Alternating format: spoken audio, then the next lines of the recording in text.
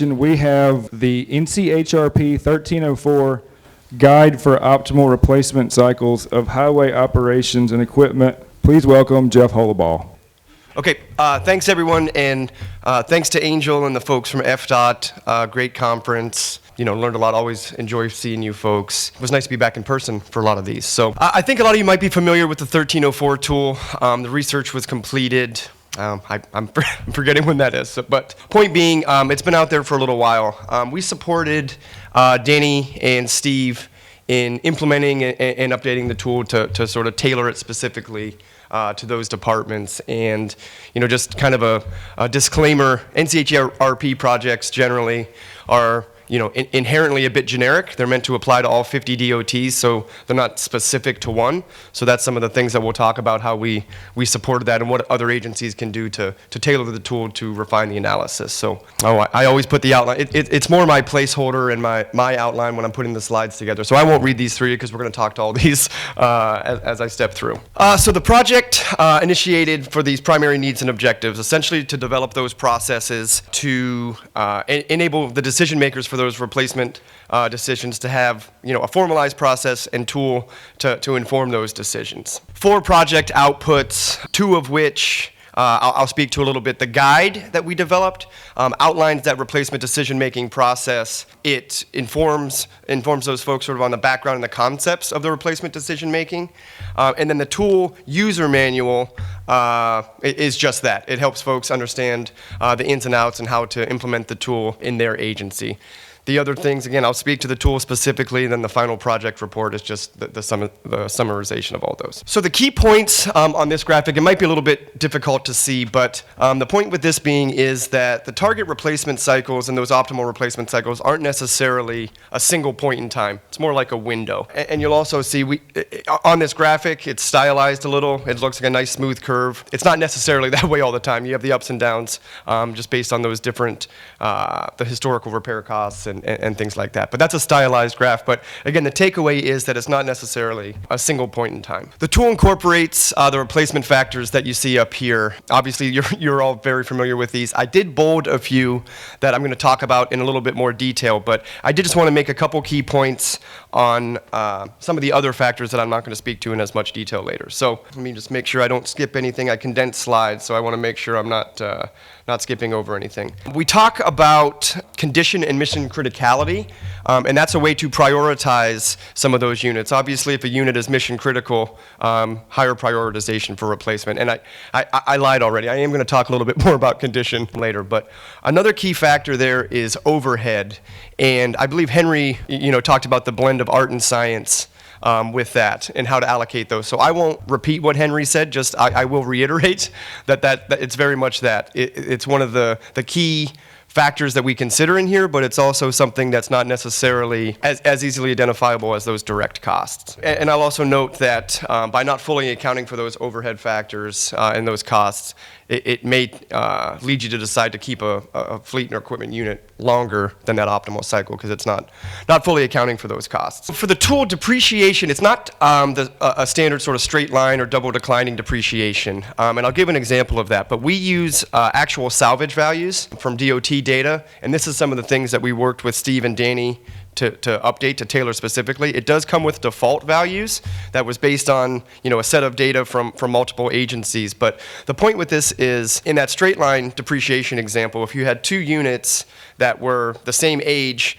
but one unit had 100,000 miles and another had 150,000 miles, that straight line method would essentially depreciate those the same, but obviously, you know, the one has significantly more utilization. So the tool and approach accounts for that, and again, that's something that we worked with the 2 agencies there to update and tailor specifically, and that's something I would recommend. As I mentioned, it does come with default values, but it helps refine your analysis when it's based on your actual resales. And this is just an example of those depreciation schedules. Again, I won't read this off to you here, but just again, the fact that it's based on those actual resale values is key. Downtime, I know this is always sort of a hot button, and this is another one of those that's, I think folks understand as being important, but it's not necessarily something that's tracked and utilized in the analysis. And there's you guys are aware of the reasons for that. But the tool does provide the ability to account for downtime, but it's not required. Again, understanding that folks are sometimes limited in that tracking and reporting of that. And I'll give an example of, I think it was with Steve's group, where we used a bit of a modified approach for how to get to that downtime without the actual data. Obsolescence. Now, this is one that's also a blend of that art and science. It's something that's included in the tool. We based it on fuel utilization for the default value, but the concept essentially being is, and again, this isn't a rule, but in general, an older unit is sort of inherently less efficient than a newer. And I'm sure there's folks out here who would disagree based on some things, but again, in general, that's what the tool is accounting for with this obsolescence rate. And it comes with that default 2%, sort of just accounting for drops in fuel efficiency over the age of the unit, but that's also something that can be tailored to the agency or removed from the analysis altogether if folks aren't confident. Again, I don't want to reiterate what Henry said earlier in the conference, but it is art and science. So this slide's just demonstrating that while we did develop the process and tool, there's many things that go into those decisions. So we always say that the tools help inform decisions, but it doesn't necessarily replace the boots on the ground or that institutional knowledge and experience. But it is a tool to help inform those decisions. Outline of the tool overview, there's sort of 6 key components there. And again, I won't read each of those off to you, but essentially the tool can help you it'll calculate the optimal replacement cycles for equipment classes. It also includes a unit level analysis for individual units within the class. Now, the limitation with the unit level analysis is you won't necessarily know when the optimal time to replace that unit is until the trend starts going up. So you'll have just missed the optimal time, but if you see those costs trending up, you'll know that that's a unit that you want to look at for replacement sooner than later. So I again, as I mentioned, I kind of fibbed earlier and said I wasn't going to talk much about condition, but here I am. So this is one that, we talk a lot about performance-based budgeting in other maintenance and asset management. It's a key thing. This is something else that's enabled within the tool. I think from the folks that I've spoken with who have done some implementation of the tool on their own, it's not necessarily something that's incorporated. I do think, at least when Bruce was still with Oregon DOT, they were using the condition assessment form just internally. It wasn't populating back into the tool, but they were using it. But the point with this being, you're able to weight each of these sort of components or features of the unit based on your agency's experience and understanding. So those weights, while they come pre-populated, you are able to tailor those. So we would recommend, if possible, that folks could utilize this approach as part of their preventive maintenance cycles or things like that as a way to, again, help inform that decision. So what this will do, you'll get an overall condition score for the unit. So as you've developed your optimal replacement cycles for the class, you'll have a number of units within that class that meet those, that are at or exceeding those targets, and this helps then prioritize those units within the class for replacement. This is a process, so it informs the decision, provides those priority rankings and the condition assessments as I mentioned, and then that unit level analysis, as I said, is a way to identify the trends of those individual units, and I mentioned sort of the limitation of that, but this is another one of those examples where the art comes in. If sufficient funds were available, this decision making would be easy. I don't know anybody in here, I'd like to see hands if anybody says we get every dollar that we ask for our replacement budget, but I doubt that's the case. It's a tool to help you inform those tough decisions you have to make when you're using the limited funds that you have. The tool does provide the ability to develop a 5-year plan and budget. This is helpful in communicating those needs to the decision makers, and again gives you an idea of that outlook. And that was one of the items that we included as a way to have that forward looking and as a way to communicate those longer term decisions. And then this is one of the key things that at least I'm a fan of. I mentioned the fact that you'll identify that replacement budget, you'll request the funding. Almost inherently, they'll say no, but what you're able to do with the tool is say, okay, here's the cost consequences of not replacing at that optimal cycle. And so you'll be able to year over year demonstrate that, yes, we asked for X millions of dollars, you gave us X minus whatever percentage, but here's the consequences. We often say that not replacing at the optimal replacement cycle might be an easy decision for those folks with the funding, but it's false economy. You all know that it's going to end up costing you longer or costing you more in the long run, and this is a way to quantify that. And I've got an example from the work we did with Steve where we quantified some of that later in the presentation. As I mentioned, NCHRP projects in general, need to be applicable to all DOTs. Excel is a tool that everybody has access to. You don't need a software license. And I'm going to say this, and I'm going to immediately contradict myself, but everybody has Excel, and it's not a problem. And I was speaking with Jim earlier, Jim Beach from South Carolina earlier. He clicked on the link from the TRB, National Academy of Sciences website, to download the tool, and I don't mean to put you on the spot, Jim, but how long after did you get a call from your IT folks that it was a bad website to be going to? Okay, so again, I'm immediately contradicting myself. But the point with that being is Excel is a tool that everybody has. It's not necessarily the most robust bit of software that you could have. So other future work and enhancements that we would recommend and like to see. The data validation, and I'll talk a bit about data scrubbing when I get some of the specific examples with Arkansas and Idaho. But the data scrubbing is absolutely key, and I'll say it, and you've all heard, but garbage in, garbage out. And I'll give some of the examples, as I said, later here. But tracking that downtime, again, I think folks are interested and understand the importance of that. We'll put that bullet up here again as a way to drive it home again. That overhead rate and the true mechanic hourly rates, we found in our research that a lot of the agencies that we spoke with either feel or know they're under accounting for that true overhead rate. So refining those and ensuring that it's reflecting the true cost of doing business is key. The condition assessment form that I mentioned, it's not currently linked to the tool. And by that I mean you perform the condition assessments, you get your condition assessment score, you have to manually put that back in the tool. It's one more step and opportunity for data entry errors and the like, and then also just time consuming. So the ability to link that assessment directly back into the tool would be a help for folks going forward. This is another sort of no-brainer or duh type bullet, but committing the resources to equipment management.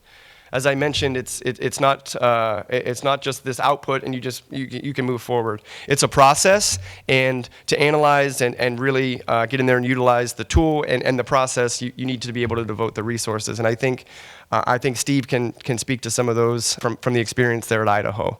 And then the training is along with those as well. So the Arkansas implementation, again, we worked with Danny to tailor the tool specifically to their fleet. These are some dated numbers that you can see here, and wow, it's the last day here, so I'll fire Danny up. They're not able to get us these numbers updated, and he can tell you why here in a little bit. But the point being, obviously, it's a significant investment for every agency, and that's what we're sort of demonstrating there. So we looked at the historical fleet data and provided some recommendations on updating those cycles. We started looking at the 31 equipment classes, and there was insufficient data for some of the classes, and so I'll talk a little bit about why that's the case. The cost elements that we had weren't broken out by labor, parts, and fuel, which it's a limitation, but it's not a deal breaker, so to speak. Again, the downtime was not available, but we did. So I think I said Steve's group earlier. So for Danny's group, we did estimate the downtime based on an average labor cost. So essentially, what was the cost for the maintenance, and then we could apply that back out based on those average labor costs. We worked with the accounting department to get those overhead rates. Again, we may be under accounting, but we did the best we could on those. We also worked to update those depreciation schedules based on actual resale data from RDOT. Takeaways here from the pickup class, higher than their current replacement years, but they were in line with their, at least at the time, their target mileage. As you can see there, 17% of pickups exceeded age, 27% exceeded mileage, and then that combined note there. Dump trucks, a little bit behind there according to our life cycle cost analysis, and again, I won't read those off to you, but again, I don't necessarily think the folks at Arkansas would disagree with the results here. I think folks know, and again, that kind of goes back to that point of if all the sufficient funds were available, these processes would be a lot easier, but you have to make those tough decisions when you're working with those limited resources. Heavy equipment, same here. You'll see sort of varying levels of units past their optimal age, and again, you all can read those. I won't read those off. Same here with some of the maintenance equipment.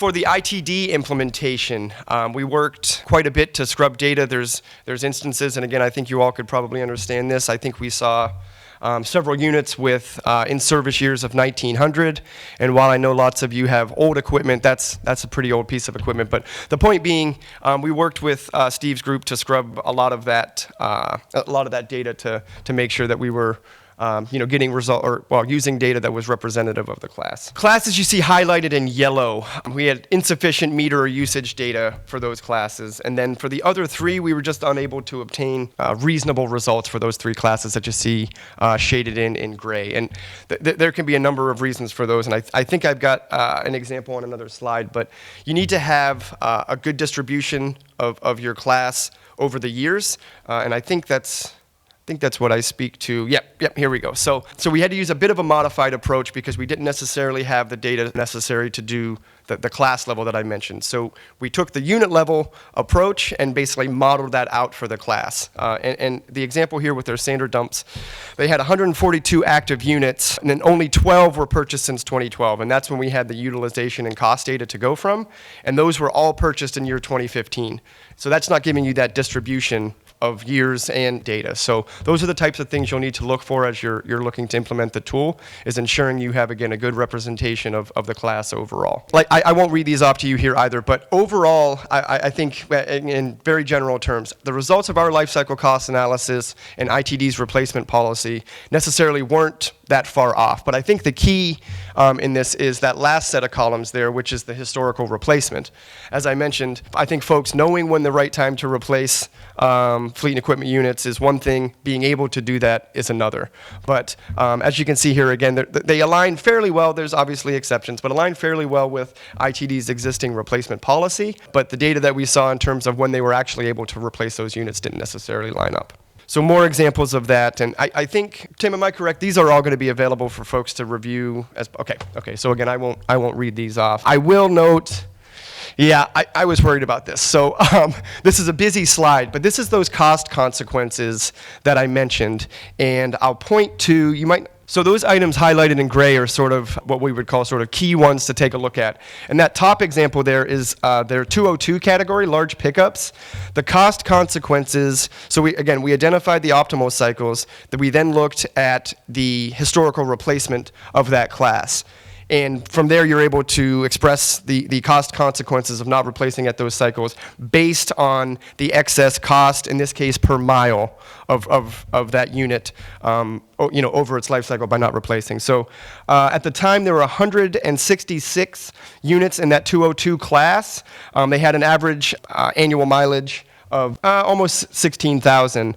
But based on those, that excess cost per mile, that results in about $500,000 of excess cost over that fleet's life by not replacing at those cycles. So again, I think those are sort of the key things that you can take to those decision makers and the folks providing funding to say, look, we understand, but here's why that's false economy in the long run. And I think together, I've got my note here, sort of summarizing all of those, not replacing those units at their optimal cycle resulted in about $2.9 million more than would be expected if they were replaced at the optimal cycle. So those are significant numbers. And like I said, I'm not gonna guarantee that by taking that to the folks with the funding is gonna make them write those big checks, but you at least have the data to stand behind. I think we've got some observations here, and again, I won't necessarily read all these off, but the fleet management analyst position to really, one, make sure that the data coming into your system is,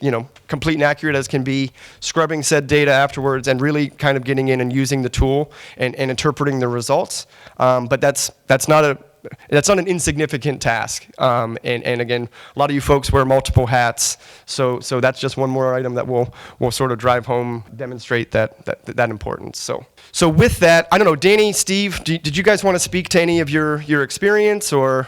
Like I said, I can fire Danny up one more time and ask about why he can't get us that cost data since. So we went through the exercise, I think it was about 2 years ago, and a lot of things that Jeff basically, I think the tool is a great tool as it's designed, but it does have some limitations. One of the limitations, as he said, is you have to have full life data on the vehicle to basically put it into the tool to determine what the optimum life cycles are, so that you can then start leveraging that information to make decisions down the road. In our case, we got a new fleet management system in 2012, as he was alluding to. So all of the data we had for our 10-wheel snowplow trucks was basically, we only had data from 2012 forward, and he's alluded to, we'd only done one buy since that time. So therefore, we didn't have any full life cycle data for those 10-wheel trucks. which is a limitation of the tool. Again, that's just kind of how it was designed. So I think there is value to there. The other thing that I want to comment on is the scrubbing of the data was crucial. As we started getting in, looking into things and understanding, the amount of bad data that we all have in our systems is just unreal. And so if you want to implement this tool, even though it was more money than what we wanted to spend, I think we're all money ahead to have DI come in. Basically, they've got the resources to scrub the data. They know what they're looking for. They quickly found all the outlying data, and we worked through all that. So that becomes a positive as far as implementation. And I think it's a critical step. What my goal after the implementation is as I read through it and everything, was to try to figure out, or basically on an annual basis now, start feeding the data, looking at it into the tool ourselves, which I think we have the capability of doing, if you have the time to do it. It is not something that you quickly do in just a couple hours a week or whatever. It becomes, I don't want to say a full-time job, but I think, as we've kind of all learned, if we're going to use data in equipment management, you're going to have resources in the way of people who understand that and will look at that and take the time to do that. I think what Doug's got with Ohio and Jay is phenomenal. We all need to that level if we really want to get to understanding using that. I would still encourage people, if you really want to the tool is value, I would encourage you to use it. Recognize there will be a cost as far as implementation, and there's a cost of what it takes to keep moving forward with it. But the tool does have value. I would basically just kind of the same thing that Steve said, just reiterate what he was saying. We found value in the tool, and we're prepared to probably implement it maybe across the board. Timing just was bad. We had gotten started with the portions of the tool that Jeff did for us. Same as Steve, we certainly found bad data. Our old homegrown equipment management system, while outdated, while not always easy to use, it was robust. And so we did have everything we needed. We used the portion of this tool that we got, that Jeff did for us, to start making changes in our replacement cycles. We were able to use it. There were benefits to us, kind of a perfect storm. We do now have a fleet management analyst. Some of this work kind of helped me sell that to get that position. COVID hit. That knocked us in the head a little bit. Then, I won't go into it all again, because I'll get all fired up again. But I guess on the back end, as a blessing to us, when all of this kind of flushed out, and I'm regressing a little bit, but like Jeff said in his presentation, we were able to pull pieces out of the tool. The condition assessment reporting, we're now doing that ourselves. That's been useful to us when our equipment inspectors go out. We had always done those inspections. We just weren't really good at systematically capturing it and using it in any formalized way. This kind of drove us to use that in a more formalized way. Also, of course, we were fortunate, and Steve is correct, I mean, it could be a little bit expensive.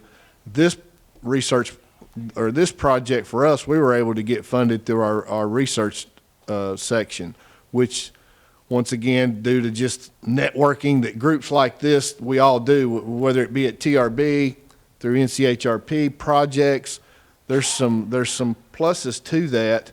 And so our research group, who at the time were and still are real active in TRB, I was able to sell it to them to pay for it, so it didn't cost me a dime. The work that Jeff and his group did for us was, didn't cost me anything, but it was useful. The portions of the class codes that he analyzed for us as that sample size, we were able to take that data and incorporate it into our replacement cycles. And now it's helping us with, back to the perfect storm of, in our agency, going through a big change. We now have a new enterprise accounting system that is forcing us all to almost somewhat at times feel like we're bowing down to IT and fiscal services. And I'm sure y'all all have that, or that's the way it is at our place, and we fight it. we're headstrong, we're possessive, we think we know more about, I mean, we feel like in our world, it's our fleet, it's our data, we need to be totally in charge. Well, you know how that goes. It's just a hard sell. All that said, on the back end, all of these things culminating in me going up and able to sell, you know, our agency on, hey, we got to have a new fleet management system. So we will be getting that fleet management system. Jeff is working with us. DI Management's working with us now as a consultant to develop an RFP for us to put out. All of you, I know what you all have. I know there's a lot of good systems out there. I've heard, I guess all of you over the years talk about, I've heard success stories, then I've heard other stories that maybe they weren't such success. So maybe by us dragging our feet and being late in the game, maybe we can gain from your successes and failures. But probably a lot of that's more away from the story that you'd want to hear and back to the tool. But ultimately, I would be in agreement with Steve. I think this is a good tool, and I think it can be used and to help you tell the story. I've already been able to use just this part of it to help me when you're doing needs assessments and forecasting. You got to have, unless you just have a good connection and can get all the money you want, which most of us don't have. I've been able to use that to go upstairs to get increased funding, and our funding has just gotten a little better and a little better. It just got a little better effective this week back home. And so a lot of it's just due to things like this. So these types of projects can be very useful. So I will get off my soapbox and thank you, Jeff. You did a great job, and I will turn it back over. Any questions? Jeff, I have a couple of questions. Been a lot mentioned about bringing on board a data analyst to help with your equipment management system. We have a great system, but we've also realized over the last 2, 3, 4 years that system is burdened with a lot of dirty data. And being a very decentralized equipment program, most of that data is entered at one of 10 different area offices. And at many of those area offices, the data entry falls down on the shoulders of administrative clerks who know absolutely nothing about, well, I won't say nothing.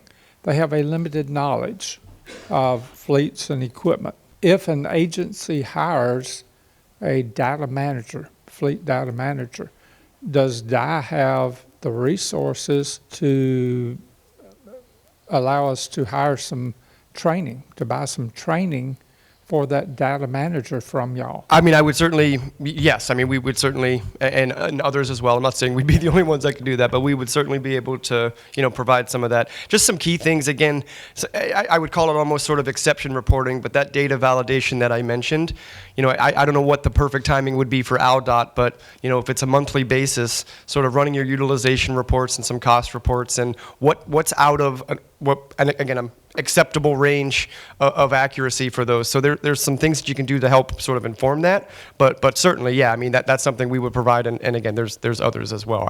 Found vehicle records which have absolutely no data entered when it comes to tires or gallons of fuel or even type of fuel. So I know all of that needs to be cleaned up. We find incorrect work records, repair records on a regular basis. So I could see the value of going in and cleaning up that data. Yep, absolutely. And again, so we don't develop software, so I'm not making a pitch for any one or another, but there are tools within, equipment management systems to sort of automate some of that process, Stan. Again, I know you all are using an older homegrown, but the point being you can sort of set up some of those data validation features right within the system to catch some of those, exceptions or those outliers on the front end. So I think that's kind of what we found too. We are a decentralized organization.